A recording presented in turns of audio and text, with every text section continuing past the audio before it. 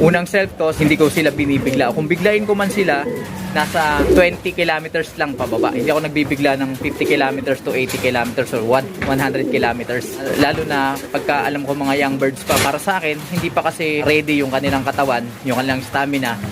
Uuwi at uuwi kung may homing instinct talaga, pero magdadapo at magdadapo yun mga kalapatids, dahil nga mapapagod, dahil hindi pa ganun katibay yung muscle, hindi pa ganun kalakas yung stamina. So magdadapo, and then kapag ka nagutom, siyempre maghahanap ng pagkain, makikito ka sa kung saan, doon magkakaroon ng problema. Pwede silang mabihag, pwede silang madakma, o kaya madisgrasya ng mga predator gaya ng pusa.